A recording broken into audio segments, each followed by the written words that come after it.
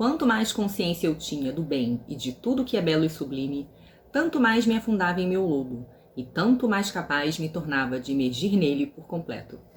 Olá, seja bem-vindo ao canal Chave de Leitura. No vídeo de hoje a gente vai conversar sobre Memórias do Subsolo, mais um livrinho do Dostoiévski aqui no canal. Esse aqui estava faltando, embora eu já tenha ensaiado gravar uma resenha sobre esse livro e eu te assistia, tá? Falar de Dostoiévski não é fácil não. E ele foi lido por Projeto Ferrante Indica, então juntou assim duas coisas que eu adoro, né? Ferrante e Dostoiévski. O que me deixou muito feliz, especialmente porque a gente discutiu esse livro no clube de leitura com apoiadores do canal e foi sensacional. Essa foi a terceira vez que eu li esse livro e quando eu terminei, eu fiquei assim, eu taquei o livro no sofá e gritei: cara, Dostoiévski, você é muito sensacional. E foi uma releitura bem diferente, viu? Porque a primeira vez que eu li, esse foi um dos primeiros livros dele que eu li. Eu não lembro se eu comecei por Crime e Castigo ou por esse, foi um desses dois.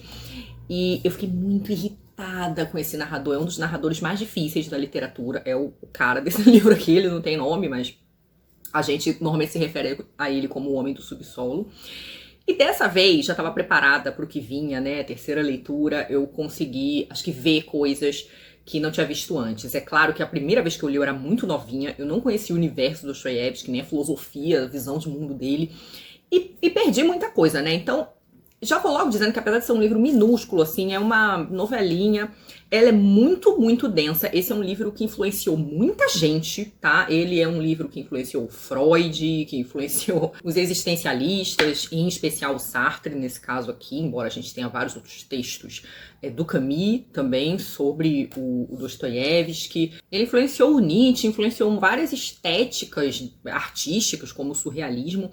Então é um livro muito importante.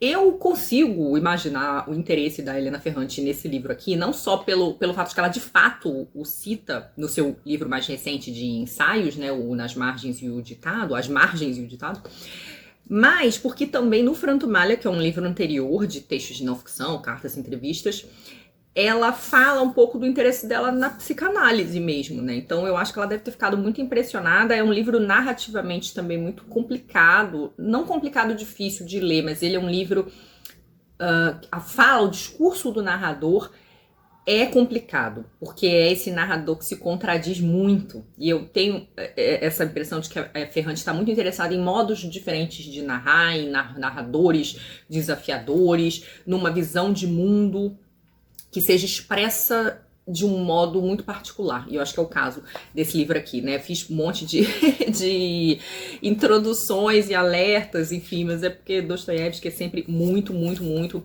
impressionante, pelo menos pra mim, né? Um dos meus autores favoritos com toda a certeza. E eu acho que é importante que vocês saibam que vai faltar muita coisa nesse vídeo. Não dá pra esgotar nenhum livro do Dostoiévski, esse aqui menos ainda. Esse é um livro importante na obra dele, tá? É um livro que ele publica em 1864. E ele é considerado um divisor de águas na obra do escritor. Ele vai dar início ao que são considerados os grandes romances dele, né? O Crime e Castigo, Os Demônios, Os Irmãos Karamazov, né? Os romanções mais famosos. E ele é de uma fase também importante da biografia do Dostoiévski, porque ele é escrito depois da experiência dele na prisão. Eu vou deixar aqui em alguns lugares, no box de informação ou nos cards, algumas resenhas que podem ser interessantes em relação a esse livro aqui, tá? Eu acho que é interessante para quem, só para quem quer se aprofundar, obviamente. A resenha sobre Escritos da Casa Morta, que é o livro que ele escreve inspirado na sua experiência da prisão, porque é uma experiência que muda muito a visão dele, né? Eu acho que um vídeo interessante também é o vídeo sobre Dostoiévski e a religião, porque ali eu vou falar de algumas coisas importantes sobre essa mudança de visão dele que acontece após a sua prisão, né? E eu acho que o Crime e Castigo, né, que também é talvez o grande romance que vai ser escrito depois aí dessa fase, né, da prisão, tá? Onde ele vai começar, ele vai trazer temas importantes que já são anunciados aqui. Esse livrinho aqui já introduz algumas questões muito importantes da obra do Dostoiévski. Então esse livro, ele é esse marco e ele é escrito num momento importante. O Dostoiévski, na juventude, esteve associado a grupos de discussão de ideias, né, de ideologia socialista, e ele fazia parte de uma espécie de círculo de Petrachevski, que era, na verdade, não era uma espécie, era o nome, era o círculo de Petrachevski, que era esse grupo de discussão. Ele é denunciado por conspiração e vai preso. Ele fica um tempo preso, ele é condenado à morte, mas essa pena é comutada e ele vai então fazer trabalhos forçados na Katorga, né, que eram as prisões de trabalhos forçados na Sibéria. Ele vai passar um tempo lá. Essa pena é uma pena toda particular, porque o preso, depois que ele finalmente sai da Katorga, ele também não pode ir para a capital, ele tem que ficar nos limites do país, é uma coisa assim, existe toda uma espécie de exílio interno. A pessoa vira um pária, vamos dizer assim. E o Dostoiévski, ele tinha uma posição assim, social meio intermediária, né? Ele não era como o Tolstói, um conde, assim, né? Mas ele também não estava nas classes mais baixas, nem dos servos, nem dos camponeses, mas ele era uma pessoa muito enrolada com dinheiro por questões pessoais mesmo, né? O Dostoiévski era uma pessoa que era viciada em jogo, né? Ele era um perdulário, assim, de certo modo, então ele vivia pedindo dinheiro emprestado para o irmão dele, para os amigos, outros escritores, o Turgenev, né? Um escritor com quem ele se relacionou, inclusive, que ele parodiou em alguns dos livros dele, fez livro de resposta pro Turgenev.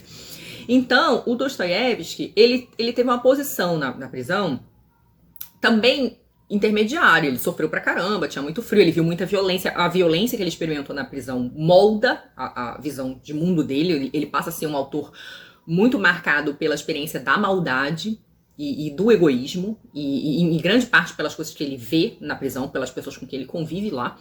Mas como ele tinha relações, vamos dizer assim, ele consegue aqueles favores, assim, meio típicos de prisão. Mas não quer dizer que ele não tenha sofrido. Ele sofreu, inclusive ele narra trabalhos inúteis que ele fez lá.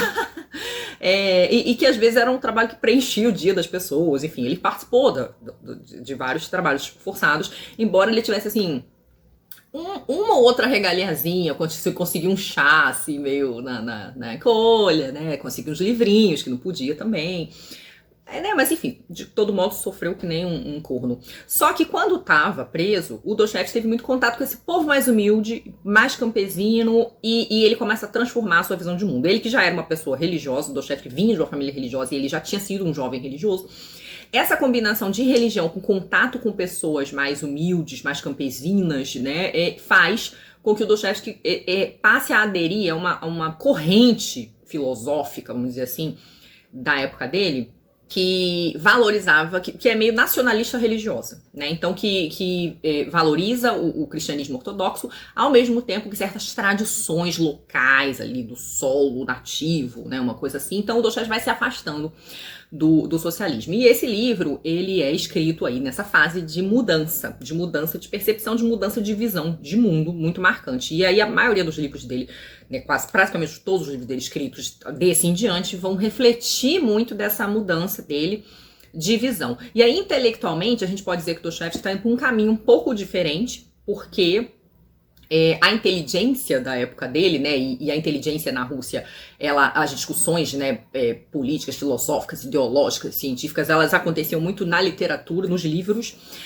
A inteligência, ela estava indo por um caminho de mais ocidentalização na Rússia. Então havia já desde a década de 1840, mais ou menos, estava entrando muitas ideias europeias na Rússia, pelas pessoas que viajavam, pela academia, né? E então a gente vai ter toda uma geração já muito que vai se formando por ideais mais ocidentais. E o Dostoiévski era muito crítico desses ideais ocidentais, né? Na verdade, ele olhava com um olhar crítico, ele não achava que aquilo deveria ser meramente aceito de maneira alienada e totalmente assim, entregue, né? Sem crítica mesmo, né? Sem um olhar detido sobre o que aquilo ali significava, e ele começa a achar muito problemático a mera transposição de certos valores como utilitarismo, materialismo, certos exageros cientificistas, né, determinismo.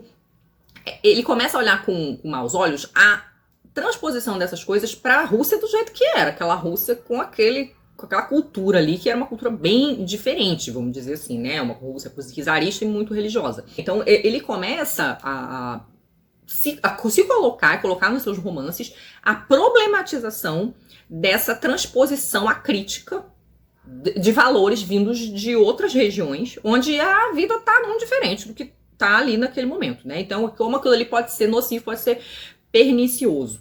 A história dessa novela, né, já que eu falei, fiz uma introdução gigantesca aqui antes de finalmente chegar, a gente vai ter esse Homem do Subsolo narrando, e o livro é dividido em duas partes. A primeira parte é uma parte mais teórica, e a gente vai ter esse homem do subsolo falando sobre como ele vive sozinho, como ele é pobre, como ele meio que se aposentou depois que recebeu uma espécie de herança familiar, mas que não era muita coisa porque ele é pobre, e que ele fica isolado no que ele chama de subsolo, e ele vai fazendo uma reflexão sobre como os homens realmente, as pessoas realmente inteligentes, aqui homens mesmo, né? Porque ele tá falando de uma perspectiva do passado. Essas pessoas, elas tendiam mais à inação. Que as pessoas da ação, as pessoas que criavam, que resolviam, que faziam as coisas, elas eram pessoas um pouco mais limitadas do ponto de vista intelectual.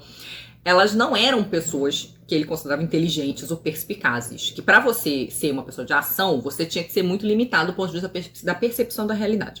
E ele vai fazer, então, essa reflexão, né, na primeira parte, e vai falar sobre, vai fazer um elogio da inação, vai mostrar como as questões morais para ele são muito complexas, né? Uma pessoa que se identifica com uma certa amoralidade, e aí nesse sentido ele começa a antecipar ideias nietzschianas e também ideias que vão aparecer no Crime e Castigo. Existe também essa ideia da pessoa ressentida. Ele é um narrador que a gente vê que é muito carregado de ressentimento e muito cindido. Uma coisa que é muito moderna nesse livro é a cisão do sujeito. A gente vê que o narrador, ele fica oscilando entre posturas. Às vezes ele é muito vaidoso, ele se acha, e em outros momentos ele se acha, na verdade, um bosta. Então ele sente que ele é desvalorizado, que ele é inferiorizado, que ele é humilhado, e em outros momentos ele acha que ele é inteligentíssimo, que ele é uma pessoa muito consciente. Então ele fica nessa oscilação, como ele mesmo chama, entre vaidade e vergonha. Então, entre uma autoapreciação e uma autodepreciação. E aí ele fica indo e voltando, ele se desdiz. Esse é um discurso muito angustiante, porque ele fica negando as coisas que ele mesmo diz. Então, muitas vezes ele fala: fiz não sei que coisa porque eu queria chamar a atenção das pessoas, queria que elas me valorizassem. Mas, na verdade, não, isso é mentira, porque eu caguei pra isso e eu, na verdade, acho que isso não tem nenhuma importância. Então a gente vê que ele é muito dividido também entre aquilo que ele acha que ele quer e que ele realmente precisa e aquilo que ele acha que ele precisa fazer socialmente. E aí aqui a gente tem que pensar numa reflexão que vem muito na obra do Dostoiévski desde os primeiros livros, que é da angústia dessa estratificação social muito rígida da Rússia. Então, de como o trânsito social era praticamente impossível, e esses homens mais baixos, eles eram muito presos ali a uma situação de subalternidade, humilhação, frustração. O primeiro livro dele, Gente Pobre, é uma resposta ao Capote do Gogol, né? Já é ele tentando pegar essas pessoas mais pobres, mais subalternas, e lhes dar uma dimensão espiritual, intelectual, né? Tornar essas pessoas visivelmente mais complexas, mostrar como elas eram complexas, seus anseios, seus desejos, seus sonhos. E é interessantíssimo, eu acho esse livro lindíssimo, o Gente Pobre.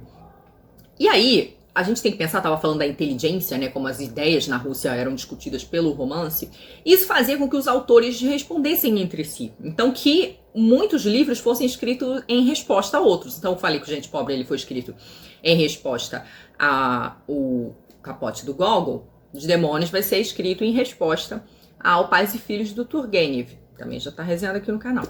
E esse livro aqui vai ser escrito em grande medida em resposta a um intelectual da época, um intelectual socialista chamado Chernyshevsky.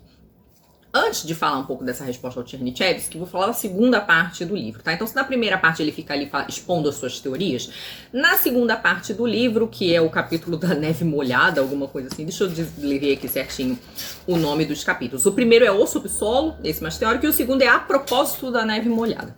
E aí, nesse segundo capítulo, a gente vai ter o narrador contando 3 episódios da sua vida em retrospecto. Ele vai contar do passado, ele vai voltar meio pros 20 anos dele e vai começar a falar de situações que ele viveu. É uma parte super angustiante também. Acho que é, na minha opinião, a parte mais angustiante. Então ele vai contar 3 episódios. O primeiro episódio é com um funcionário de nível mais alto, superior, e o ressentimento que ele cria com esse cara que mal sabe que ele existe. Ele ficou obcecado em ter uma demonstração de paridade com esse cara. E ele vai se metendo em umas situações estranhíssimas pra chegar enfim, nessa demonstração aí.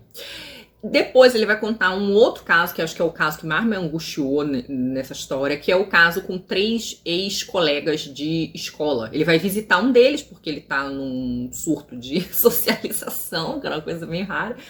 Quando ele chega lá, tem amigos lá, e eles estão planejando assim, uma festinha de despedida para um outro colega. E ele se intromete ali ele nem gosta desses caras, mas ele se intromete no programa dos caras e vira o pesadelo da falta de noção, esse cara se metendo no programa dos outros caras. Sendo que ele não gosta deles, eles não gostam dele de volta, é uma coisa assim de maluco. É o mais angustiante. Eu não vou dar grandes detalhes do que acontece, porque eu acho que quando você lê, você vai sentir toda... Enfim, vou nem dizer qual é o sentimento, porque realmente é muito forte. Muito, sei lá, angustiante. E o terceiro caso, né, o terceiro fato que ele vai narrar é da relação dele com uma prostituta chamada Lisa. É um caso que acontece em seguida da interação dele com esses ex-colegas de escola.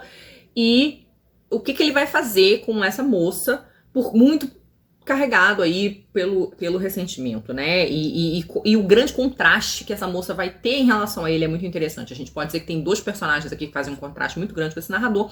Um é o servo dele, é o cara que trabalha pra ele, que é o Apollon, e a outra é a Lisa, essa prostituta que ele vai encontrar. Então a gente pode dizer que esses 2 personagens, eu diria, vou jogar no ar aí pra quem já leu ou tá interessado em ler, que a altivez que esse narrador busca, ou a nobreza, quem incorpora são esses outros 2 personagens.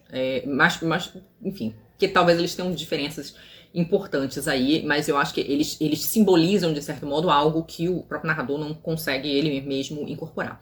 Então, essa seria a sinopse do livro, tá? Já vou logo dizendo que é um narrador difícil. A gente fica irritado com ele, porque ele tem essa questão de oscilar entre o orgulho e a autodepreciação, falar muito amoralmente, ter posturas e atitudes absolutamente abjetas com pessoas que não merecem. Algumas talvez até merecessem, mas assim, outras não merecem. Situações que ele poderia, né, evitar, mas não evita. É aquela pessoa que ele é o algoz de si mesmo, ele mesmo vai. É claro que ele é o algoz de si mesmo, mas a gente tem muito essa alusão aí a essa questão social russa. Ela é muito pesada, né, do ser humano, do indivíduo que se sente rebaixado.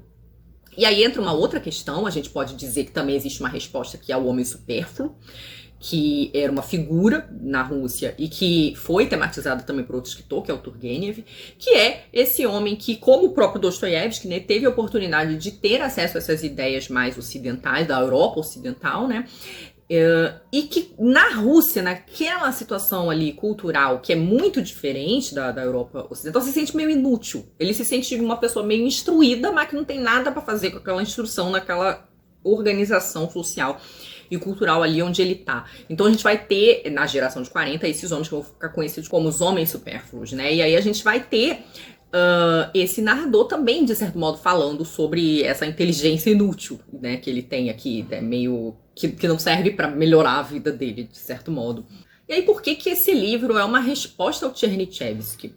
Porque o Tchernychevsky, ele estava teorizando na época dele lá que o ser humano seria essencialmente bom, tem aí uma certa parecença com Rousseau, e que ele tenderia, quando bem orientado pela razão, ele sempre tenderia para o bem comum. Não faria sentido ele agir em prejuízo próprio ou em prejuízo coletivo. E o que o Dostoiévski vai fazer de maneira absolutamente sensacional nesse livro é que ele vai mostrar assim, queridinho, o ser humano não se orienta só pela razão, meu anjo. Ele se orienta por outras paradas, né? Ele se orienta pela emoção, ele se orienta pelo um certo centro moral que ele tem. Essas coisas competem entre si. E isso faz com que o sujeito haja, muitas vezes, como um idiota, um imbecil, um crápula, muitas vezes contra si mesmo. A pessoa, ela quer ter essa vontade realizada, e o desejo, né? E Freud, né, se revirando quando leu Dostoiévski, provavelmente, né, se revirando de emoção, né, de revolta não. Porque ele vai mostrando que o desejo, ele não tá necessariamente ligado a uma coisa que vai ser positiva para si e para os outros. A pessoa, muitas vezes, ela vai lá e cavar a própria lama, né? Como ele fala aqui, que às vezes, quanto mais noção do belo e do sublime ele tem, mais ele se chafurda no lodo. E eu acho que Dostoiévski, para mim, ele é um grande escritor, porque ele é ou pessoa para escrever bem sobre o nosso lodo, sobre nossa lama, sobre o nosso lado fétido. É esse cara aqui. E aí, o que ele vai fazer, né, com esse homem do subsolo que diz que escreve, que a escrita dele é uma doença, ou seja, ele precisa escrever, mas é uma doença, né, e que ele tá escrevendo para se entender. Ele diz que não tô escrevendo para ninguém me ler. Será? Não acreditamos, mas enfim, não tô acreditando para ninguém me ler, tô escrevendo esse negócio aqui para me entender melhor, entender minha confusão aqui melhor, né, para fazer também. E essa escrita, na medida em que eu encaro meu lado podre, eu me puno, né, é uma escrita que tem esse caráter de autopunição também, né, que é obrigar-se a se confrontar com o seu pior lado. E ele vai mostrando, ele vai intuindo de maneira sensacional o inconsciente. Ou seja, mostrando que a gente não se orienta só pelo nosso lado racional, mas de maneira nenhuma, né? E ele faz isso, sim, de modo espetacular. Inclusive, ele mostra como esse personagem, e é uma coisa que tá na boca do personagem várias vezes, como ele encontra gozo, né, prazer em ir atrás do próprio sofrimento, em ir atrás da própria humilhação. E a gente passa o livro assim, meu filho, por que não? Vai pra sua casa. E ele fica lá se enfiando, se piorando a situação pra si mesmo, pros outros, que é coisa horrível. E que é o quê? Desnecessária. Então, assim, Dostoiévski, ele foi simplesmente genial nesse livro aqui. Eu sei que eu sou fã, e é complicado ouvir uma fã do escritor. Mas, cara, eu fiquei muito, realmente, quando terminei de ler esse livro, fiquei, meu Deus, esse homem era realmente sensacional. Na vida do Dostoiévski, era acontecimento para provar isso, né? Essa tese aí que ele tá tentando apresentar em contraposição à tese do Tchernychevsky. Então, a gente pode pensar, primeiro, ele tem um livro chamado O Jogador, que é sobre o vício em jogo, vício dele próprio, né? Então, essa pessoa que ela se coloca constantemente nessa situação de endividamento, de encalacramento financeiro. Ele escreve esse livro impressionante quando a mulher dele estava morrendo de tuberculose, né? Então, também tem essa coisa de Dostoiévski tinha uma relação muito estranha com as mulheres dele, né? E sejam as oficiais, sejam as amantes. Então, ele pra família, né, com a família dele, era uma pessoa difícil. Não sei nem como é que o irmão dele tinha paciência com ele. Ele era muito amigo e próximo desse irmão, mas o irmão que tirava ele das furadas, porque Dostoiévski era uma furada sem fim. Na prisão, ele vai ficar muito marcado por esses relatos e por esse, né, ele vai presenciar situações de maldade, de egoísmo, de vileza, coisas muito impressionantes. Isso vai transformar a visão dele de mundo, né? Ele vai se afastar muito de um certo idealismo que ele até desposou numa certa época da vida, mas ele começa a falar, misericórdia, gente, ser humano é uma criatura trágica. E tem uma passagem que eu adoro aqui, que ele tá claramente ironizando a teoria do Tchernychevsky, né? Então eu vou ler um pedaço aqui que é um pouco grande, mas que eu acho sensacional. Ele vai dizer o seguinte... Ele tá falando do gênero humano, né? Mas, ainda que não seja estúpido, é monstruosamente ingrato. É ingrato numa escala fenomenal. Penso até que a melhor definição do homem seja um bípede ingrato. Mas isso ainda não é tudo. Ainda não é tudo. Ainda não é o seu maior defeito. O seu maior defeito é a sua permanente imoralidade. Sim, permanente. Desde o dilúvio universal até o período Schleswig-Holsteiniano dos destinos humanos. A imoralidade, por conseguinte, também a falta de bom senso, pois há muito tempo se sabe que esta provém unicamente da imoralidade. Experimentai lançar um olhar para a história do gênero humano, o que vereis. É grandioso. Vai lá. É de fato grandioso. O que não valerá, por exemplo, o Colosso de Rhodes. Não é em vão que o senhor Anaevski atesta a seu respeito que, segundo uns, seria obra humana e, segundo outros, da própria natureza. É pitoresco? Vá lá, é pitoresco de fato. Basta examinar em todos os séculos e em relação a todos os povos os uniformes de gala usados por militares e civis. O que não valerá tudo isso? E o mesmo acontece com os uniformes de serviço. Nenhum historiador resistirá à tentação de descrevê-los. É monótono? Vá lá, de fato é monótono. Luta-se e luta-se. Luta-se atualmente, já se lutou outrora, e tornar-se-á lutar ainda mais. Concordai comigo, é até demasiado monótono. Numa palavra, pode-se dizer tudo da história universal. Tudo quanto possa ocorrer à imaginação mais exaltada. Só não se pode dizer o seguinte, que é sensata. E é sensacional esse pedaço, porque ele é irônico, né? Em vários momentos, esse personagem é muito irônico. Ele é muito sarcástico, né? Então, o livro, nesse sentido, ele é até um pouco pesado, né? Do ponto de vista da carga emocional, porque além dele ser muito ressentido, ele é muito sarcástico, mas ele tem momentos sensacionais. Tem um momento aqui, bem do início, onde ele vai falar um pouco sobre esse seu caráter contraditório, que eu ri muito, até li lá no clube de leitura, porque no fim das contas, essa foi, acho que talvez a leitura em que eu conseguia achar esse cara mais engraçado, porque das outras vezes ele me irritou profundamente. Porque ele, meu Deus do céu, é uma pessoa que cava o próprio buraco e se afunda muito fundo. Eu realmente fiquei muito nervosa. E aí ele diz assim, na página 16. Mas sabeis, senhores, em que consistia o ponto principal da minha raiva? O caso todo, a maior ignomínia, consistia justamente em que a todo momento, mesmo no instante do meu mais intenso rancor, eu tinha consciência, e de modo vergonhoso, de que eu não era uma pessoa má, nem mesmo enraivecida, que apenas assustava passarinhos em vão, e me divertia com isso. Minha boca espumava, mas se alguém me trouxesse alguma bonequinha, me desse um chazinho com açúcar, é possível que eu me acalmasse. Ficaria até comovido do fundo da alma. Embora certamente depois rangesse os dentes para mim mesmo e de vergonha sofresse de insônia por alguns meses. É hábito meu ser assim. Gente, chazinho, bonequinha. Essa tradução, inclusive, do Boris Schneiderman tá sensacional, porque ele usa umas das expressões mais antigas, eu amo, com a breca. Tem um adjetivo aqui que eu não lembrava de ter lido, que eu quero usar na minha vida, que é bicharoco. Né? Nessa edição, então, da 34, a gente tem a tradução do Boris Schneiderman. E aí a gente vai ter, então, o tempo todo esse homem que, dividido entre se criticar bizarramente, se desdizer, mostrar como ele é falso, mostrar como ele é mentiroso, mas ao mesmo tempo mostrar o quanto ele é preocupado com o que as pessoas pensam dele, né? E como ele quer dar lição nos outros, e como ele quer ficar por cima da carne seca. A gente, discutindo no Clube de Leitores, chegou, né, à conclusão de que um ótimo exemplo também aí para quem gosta de série de Homem do Subsolo, embora todo mundo tenha um pouquinho de Homem do Subsolo, a gente tem que correr dessa situação, né? Isso aqui não é um elogio, né? Do chefe não está fazendo um elogio ao Homem do Subsolo, mas a gente tem nosso momento, o Homem do Subsolo todo mundo tem.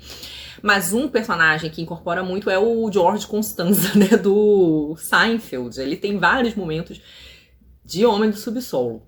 O Homem do Subsolo, ele lembra muito essa pessoa, esse sujeito ressentido que a gente tem discutido nos últimos anos, né? E muito ligado em relação à política, né? Aquela pessoa que ela acha que o mundo deve algo a ela, né? O mundo deve algo por tudo aquilo que ela não conquistou, por uma certa inutilidade que ela passou a sentir.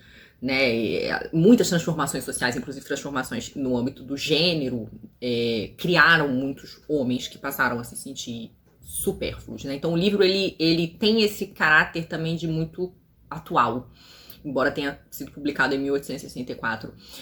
É um livro que trabalha, eu acho, muito bem as questões das angústias do sujeito. Além dessa angústia em relação à hierarquia social russa, existe uma hierarquia em relação à liberdade, que é uma discussão que o Dostoiévski vai fazer em alguns dos seus outros livros, então, que é o ser humano é muito angustiado com a liberdade que ele tem para fazer o que ele quiser. Né? Então a gente vai ver essa discussão aprofundada no Crime e Castigo, aprofundada nos Irmãos Karamazov, de como a liberdade às vezes se torna um fardo, e de como muitas vezes o ser humano quer ser tutelado. Ele preferia que alguém dissesse para ele o que ele tem que fazer, e muitas vezes ele desloca certos sentimentos, certos ímpetos, porque as ideologias modernas, elas vão afastando o ser humano da vivência religiosa, né? Então ele tira a religião daquele lugar central, mas não coloca outra coisa com a mesma força no lugar.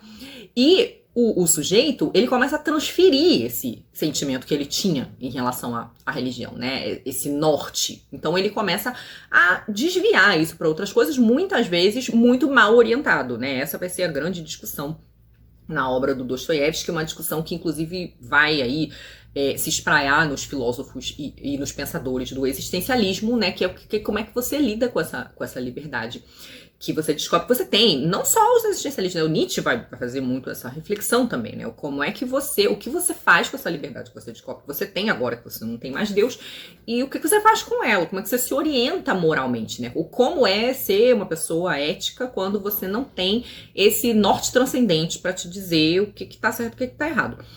E isso é muito profundo, isso é um drama para nós até hoje, o drama da liberdade. A gente tem escritores aí como Bauman, né, no livro dele Mal-Estar na Pós-Modernidade, que é uma espécie de tentativa de atualização do mal-estar na civilização do Freud. A gente tem Byung-Chul Han com uma série de livros, onde eles estão exatamente discutindo sobre a nossa angústia com a liberdade. Então, esse livro do Dostoiévski, ele tá longe de ser um livro que envelheceu, né? Ele é um livro que ele vai ganhando novas camadas e ele tá ainda atualíssimo.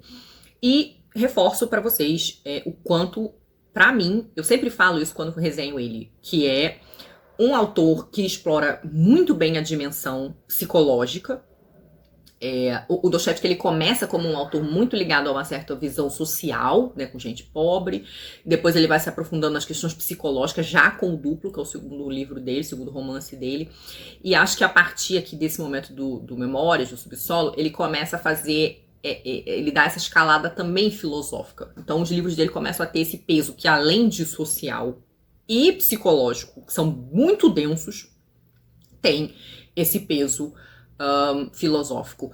E com aquele jeito que Dostoiévski tem, que eu acho maravilhoso de escrever, que passeia pro tragicômico, né? Então tem momentos muito trágicos e o trágico do ser humano, as bizarrices, as loucuras do ser humano, muitas vezes descambam aí pra uma certa comicidade, né? E tá tudo muito junto, tudo muito próximo, né? Então são leituras que mexem com a gente, às vezes até fisicamente, né? O Dostoiévski, ele é um autor desconcertante. É fácil ler um livro dele e ficar insone, ficar passando mal, ficar angustiado, com raiva, enfim, sentir coisas físicas. Esse é meu autor. É isso, gente. É muito difícil falar de um autor que a gente gosta muito e ser coerente. Eu tinha a impressão de que esse vídeo ia ficar muito esquisito. Eu acho que ele ficou. Mas é isso, assim, só posso dizer que o livro é sensacional, que é um livro que cresce muito com a releitura. E felizmente tem muitos vídeos de muita gente aí aqui no YouTube sobre ele, mas finalmente eu fico feliz de poder falar dele aqui, sendo eu fã do escritor. Me digam aí se vocês já tinham lido esse livro, se vocês leram agora pro Ferrante Indique, o que vocês acharam. E muito obrigada sempre pela companhia, muito obrigada aos apoiadores e membros por apoiar o meu trabalho. Um beijo grande e até a próxima. Tchau!